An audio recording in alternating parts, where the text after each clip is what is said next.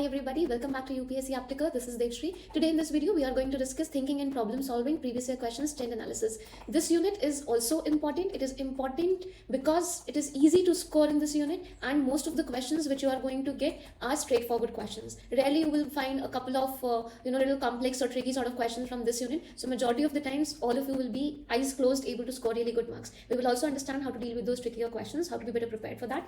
And it is important because you can all score. So please do not underestimate this. Free के number मिल सकते हैं यहाँ पे, अच्छे से पढ़ना है इस पर्टिकुलर यूनिट को. अब सबसे पहले हम लोग एक बार सिलेबस देख लेते हैं. I want you to pause the video, have a quick look at the syllabus and after that you can resume the video. And here we are doing little bit of variation in the classification again.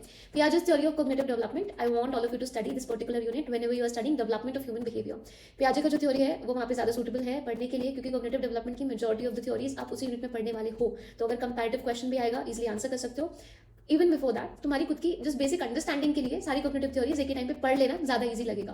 Concept formation process easy concept है, NCERT से ही cover होता है. NCERT में अच्छा खासा दिया है, questions भी उसी के अराउंड ही रिवॉल्व करते हैं. ईजिली डुएबल, थोड़ा सा क्रैमिंग टाइप है बट ईजी है, इतना मुश्किल नहीं लगेगा.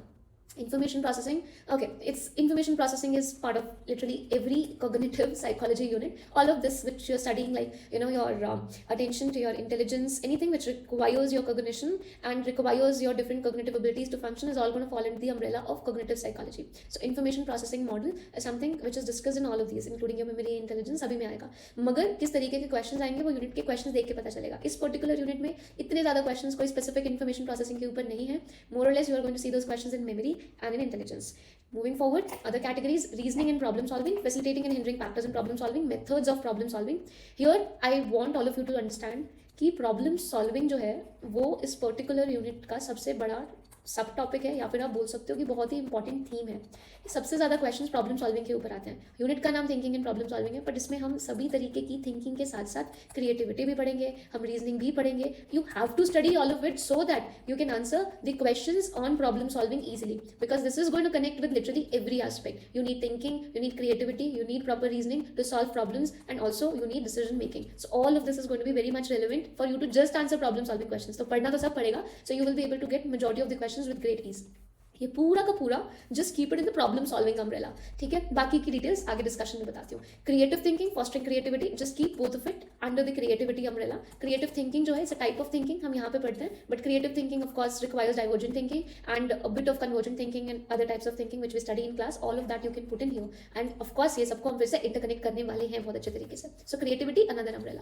Factors influencing decision making and judgement. Now to be very clear with you, factors influencing any of these can be asked, not just decision making and judgement. So you better be prepared about it. More or less the factors which are going to influence any of these are going to be on similar lines, because ultimately आपका जो cognition है या आपकी जो cognitive abilities हैं उनको same ही तरीके के factors जो है influence करने वाले हैं. तो इतना ज़्यादा diversity नहीं आ जाएगा आपके आंसर में अगर वो कोई टॉपिक चेंज कर देंगे. तो more or less अगर एक टेम्पलेट है कुछ पॉइंट्स की, वही यहाँ पर रीजनरेट कर सकते हो अगर टॉपिक सब टॉपिक जो है वो एग्जाम में चेंज होकर आता है.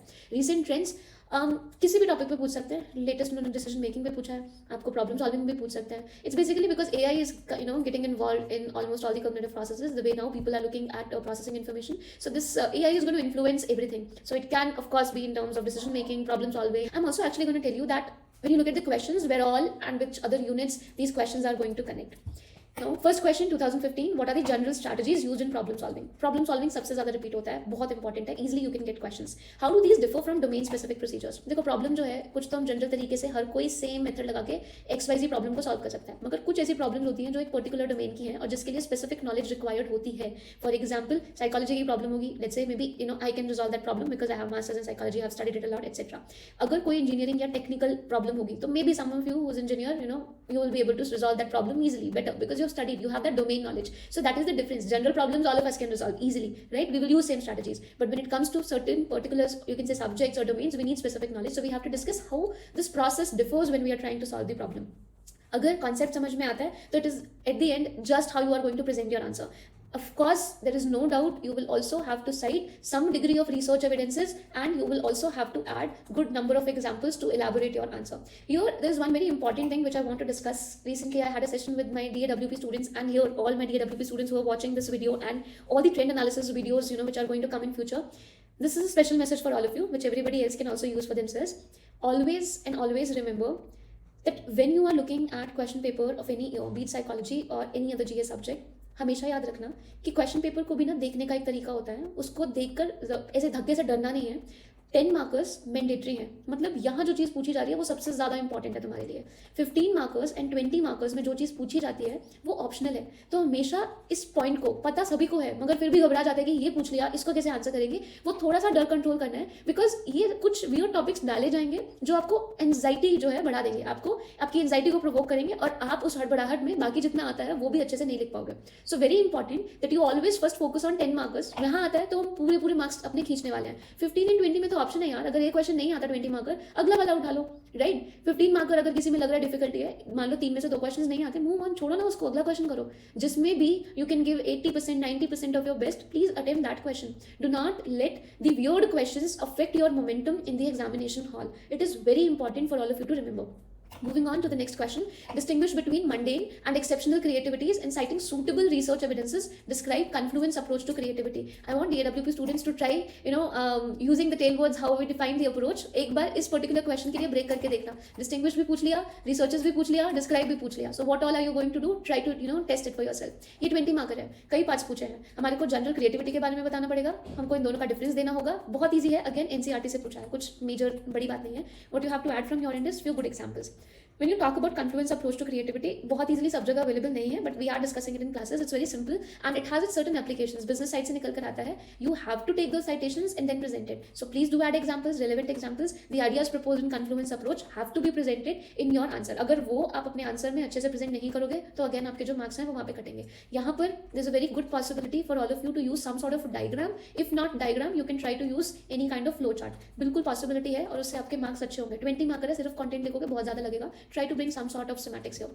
अगला question. Critically examine the metacognitive processes in problem solving. Metacognitive processes basically higher order processes. हम थिंकिंग की बात करते हैं तो हमारी मेटा थिंकिंग भी होती है, मतलब being aware of how you think in your thought processes. Meta memory, जब लास्ट डिस्कशन किया हमने मेमोरी का, I give you an example, right. Meta memory क्या होता है, वहाँ पे मैंने बोला था मेटाकोग्निटिव भी होता है टर्म, और वो यहाँ पे आ गया. So metacognitive processes, when you are solving problem, what are the processes you are yourself aware how you are going to resolve this particular problem, everything A to Z. Very few number of individuals who are highly intellectual and are aware, very well self-aware, will have these kind of higher order cognitive abilities wherein they will be completely aware of their own processes, what is easy for them, what is difficult for them, how they can work around, how they can tweak the things so that they will be able to resolve a particular problem. It's a higher, or you can say advanced level of thinking. That is mainly it. So we have to bring in the components of metacognition here, and then you have to elaborate that what metacognition is and how you are going to use those to solve your problem. So general steps of problem solving general steps of problem solving, you're going to connect it with metacognitive processes and you are going to examine it both plus and minus, means the strengths of it or the limitations of it, the plus side of it and the negative side of it. That analysis you have to provide here. It is again going to be beneficial if you are adding some good degree of research evidences here, because that is going to make your answer sound more credible. How do functional fixedness and mental set going to interfere in your problem solving?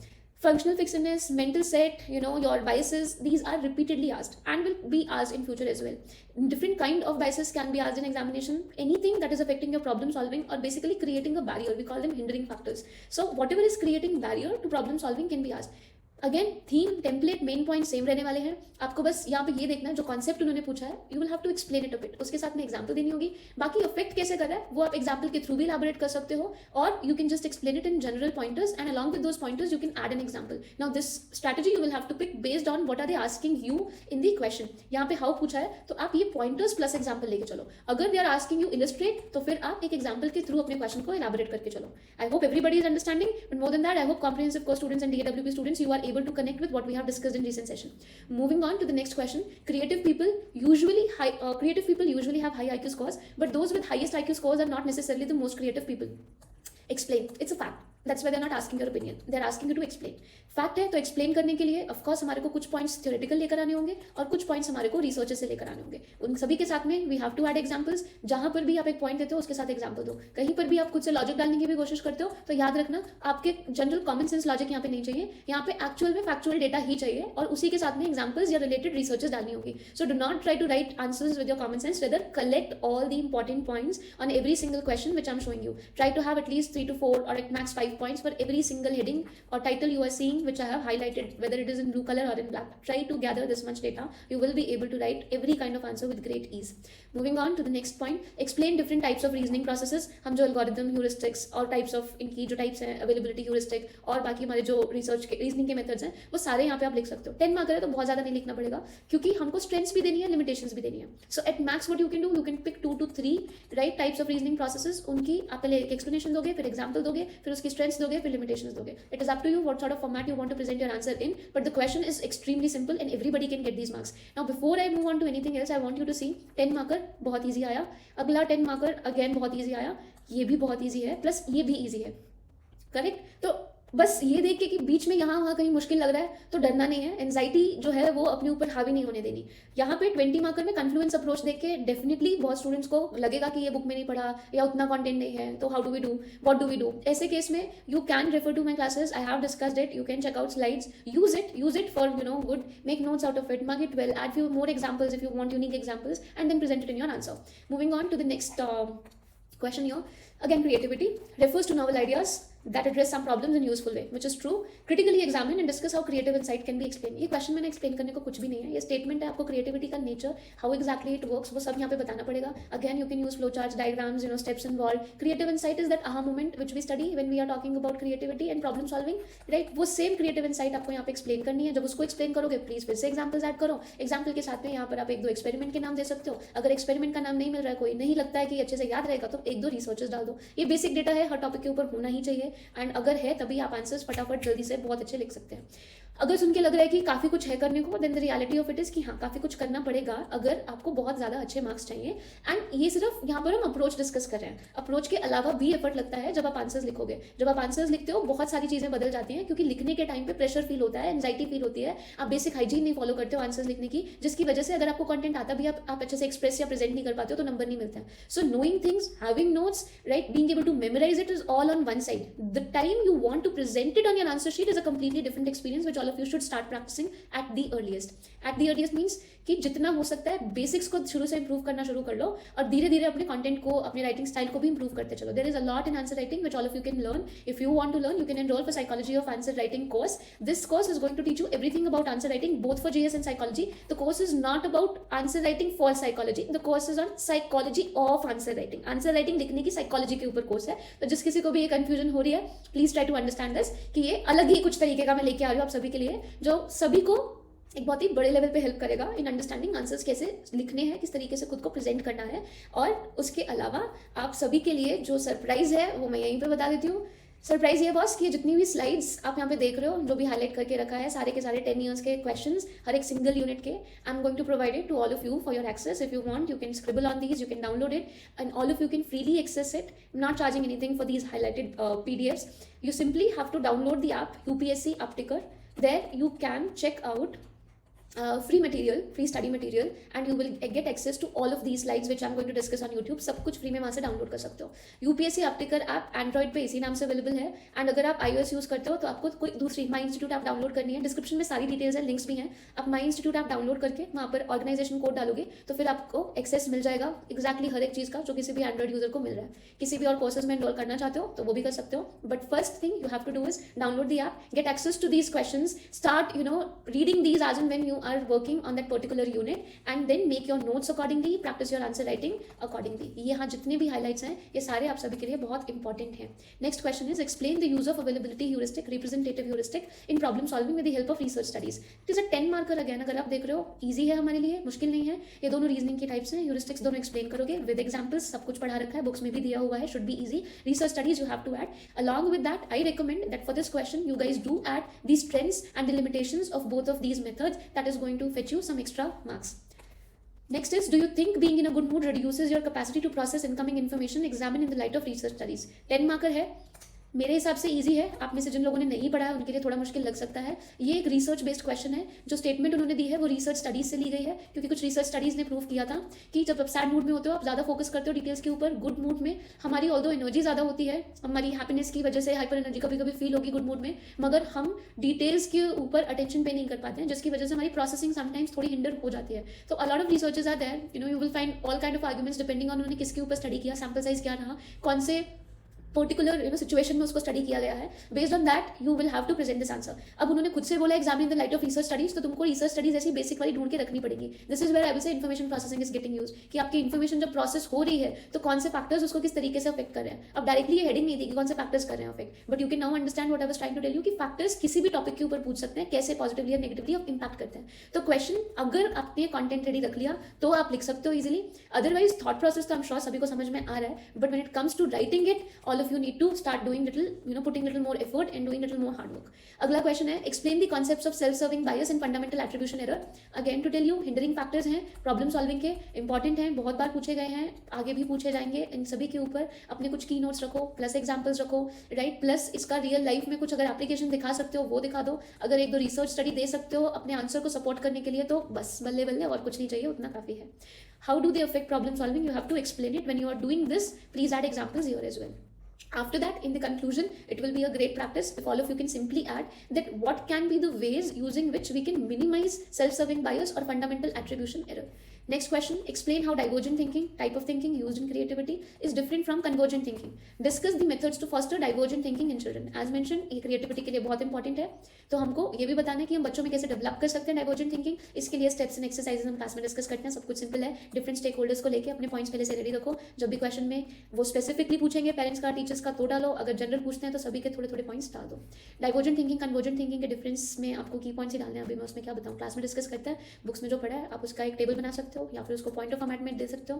Comparison करने के time पे example जरूर डाल देना, एक दो flow charts बना देना. अच्छा इंट्रोडक्शन लिखना. कंक्लूजन के पहले you will be talking about how to foster divergent thinking. So towards the end you can maybe either highlight the importance of divergent plus convergent thinking and autistic thinking for creativity, or you can simply highlight that how different stakeholders need to bring in a very inclusive approach, like bringing in or practicing a lot of psychological principles with good empathy with children so that creativity can be fostered, because it's not a one day activity. It is a process which takes time and it requires a lot of encouragement and right use case of different learning theories like reinforcement. So something on that sort, you can pick one of these ideas. I have given you many. You can pick one or two of these ideas, use the appropriate keywords and write down your conclusion. Next question, define concept, illustrate different types of concept, illustrate DAWP folks examples and processes involved in the formulation of the same. So यहाँ पे define है, आपको concept explain करना है, उसका literal definition लिखना है, उसमें जितने important components definition में आते हैं उनको explain करना है. फिर आप types of concepts को examples के साथ में, processes को भी examples के साथ में यहाँ पे explain करोगे. 20 मार्कर है, well deserved 20 मार्कर है, बहुत content होगा लिखने के लिए. यहाँ पे भी examples and diagrams add किए जाने चाहिए. एंड फिर अगर एक दो रिसर्च स्टडीज डाल सकते हो तो वो सोने पे सुहागा है. अगला क्वेश्चन है हमारा 2020 का, give details of facilitating and hindering factors in problem solving. बहुत बार पूछा, कई बार बोला, इजी क्वेश्चन है, मतलब ये तो आंख बंद करके नंबर मिलने वाला क्वेश्चन है. Answer the question by citing suitable examples. 15 number है. फैसिलिटेटिंग हिंडरिंग फैक्टर्स हैं, 3 शीट्स होंगी. मान के चलो यहाँ पे इतना इंट्रोडक्शन हो गया, उसके बाद में आपने बता दिया प्रॉब्लम सॉल्विंग का थोड़ा सा नेचर, फिर आपने शुरू किया फैसिलिटेटिंग फैक्टर्स है. यहाँ पे सेकंड शीट में आप समवेयर 1.75 तक फैसिलिटेटिंग फैक्टर्स की बात कर लो. फिर उसके बाद में you can go ahead and यहाँ तक कहीं you can talk about the hindering factors सभी की एग्जाम्पल्स के साथ में. फिर एक लिंकेज प्रोवाइड करो, how you can improve it, and after that you can give your conclusion. Next, is problem solving a psychological process? Definitely. Illustrate means add examples to your answer with steps and methods involved. मतलब steps भी लिखो, methods भी लिखो, psychological process है कि नहीं है, मतलब nature भी लिखो, right? ये सारा कुछ बताना है. 3 चीजें हो गई, 1 2 और ये अब 3. Differentiate between human and computerized problem solving. 4 चीजें हो गई. DAWP folks, कल बोला था ना मैंने 20 मार्कर आएगा तो बहुत डायमेंशंस आ जाएंगी, 3 से 4. कभी पॉइंट्स की कमी महसूस नहीं होगी. ये नेचर लिखना है, हाफ पेज से थोड़ा ज़्यादा लेके 0.75. With introduction you can conclude. When you talk about steps you can use flow chart, diagram और एनीथिंग ऑफ दैट सॉर्ट, और सिंपल टेबल फॉर्मेट और पॉइंटर फॉर्मेट, जो भी कन्वीनियंट लगे. उसके साथ में सेकंड शीट तक काम हो जाएगा. जब आप मेथड्स लिख रहे हो वो थर्ड शीट पर आ जाएंगे, राइट. स्टेप्स भी छोटा करके मेथड्स को थोड़ा ब्रॉड कर दो. मेथड्स बहुत ज़्यादा है और उनकी अगर एक एक दो स्ट्रेंथ्स एडिशनली डाल दी या ऐड करके लास्ट में एक बार एक ही साथ लिख दिया कि क्या इनकी स्ट्रेंथ्स हैं या वीकनेसेस हैं इन मेथड्स की, परफेक्ट हो जाएगा. अगला लास्ट पार्ट जो बचा है वो फोर्थ शीट पे डिफरेंशिएट कर दो human and computerised problem solving के अंदर, और उसके बाद में अपना कंक्लूजन दे दो. That's it. I'm taking this extra effort of explaining what should be the approach of these questions so that those of you feel completely unaware what exactly is supposed to go in the answer should get some idea. I might not be able to do it for every single unit. Doing it for this one, I hope you will understand the importance of this approach which I'm telling you. Make a note of it, learn from it, and try to implement it in other different units. If you're liking it, if it is helping you, do like the video or comment in the comment section and let me understand what all things you are finding beneficial for yourself. I will see as much as I'm able to do. I will try to bring the similar kind of important things to you. Otherwise, the general trend analysis I'm anyway going to present for every single unit of psychology.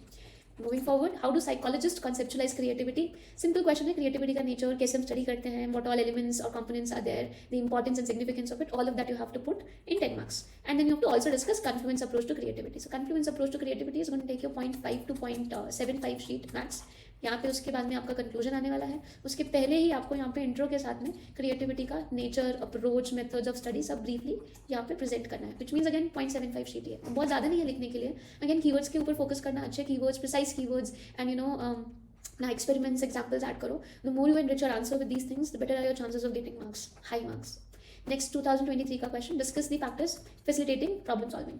Direct है यार, बहुत बार पूछ चुके हैं, यहाँ तक आके तो कुछ नहीं बचता बताने को, सेम चीज़ रिपीट करनी है. Recent trends in the field of decision making, again connected with AI and how people's approach to decision making is now changing. We are becoming more and more data driven, we are using you know shortcuts a lot more. पहले decision making अगर आप देखो हम traditional approach में पढ़ते थे, करने का तो सभी तरीके से यूज हमेशा हुआ है, बट पढ़ने में या ज़्यादातर फॉलो करने में ट्रेडिशनल मेथोडोलॉजी अप्लाई करी जाती थी. Right, you look at the problem, you break it down, you brainstorm and a lot of those things. But nowadays it is more data driven, it is more driven on what is happening around us. You know, you are taking the environmental factors also into picture. Anyway, when we study it in class, we are going to discuss it in detail. Here I cannot present everything to you, so it's doable, it's simple, it will definitely include research evidences, and it is also going to require a good number of examples for you to present, and the important components of decision making also you can add here.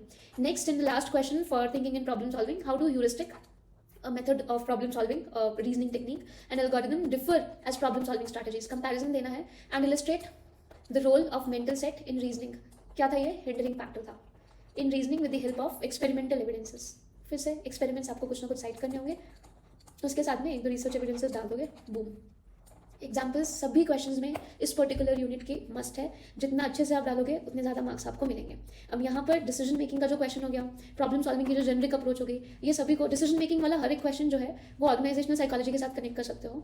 Problem solving के जितने भी basic या generic question आ रहे हैं उसमें जो आप approach लगा रहे हो एजुकेशनल साइकोलॉजी के साथ भी कनेक्ट कर सकते हो. पॉइंटर्स एक्जैक्टली उठा के कुछ टॉपिक्स में वहाँ पे इंप्लीमेंट हो जाएंगे. जब एजुकेशनल साइकोलॉजी पढ़ेंगे या लेट यू नो कौन सी चीज़ कहाँ पर कैसे यूज होगी. ये जितने भी हिंडरिंग फैक्टर्स पढ़ रहे हो, जैसे कि सेल्फ सर्विंग बायस है, फंडामेंटल एट्रीब्यूशन एरर है, फंक्शनल फिक्सडनेस है, मेंटल सेट है, ये सारे की टर्म्स हैं, ये सारे के सारे कॉन्सेप्ट्स, इनके ऊपर जो आप डेटा लिख रहे हो, चाहे वो डेफिनेशन है, चाहे वो एग्जाम्पल है, वो सभी अच्छे से याद करके रखो. वो बहुत सारी यूनिट्स में, बहुत सारे क्वेश्चंस में डायरेक्टली उठाकर आप इंप्लीमेंट कर सकते हो या यूज कर सकते हो.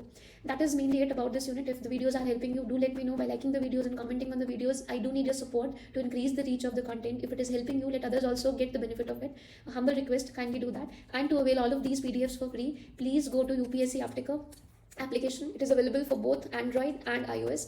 Download it, access the data, and happy learning. Thank you so much, everybody.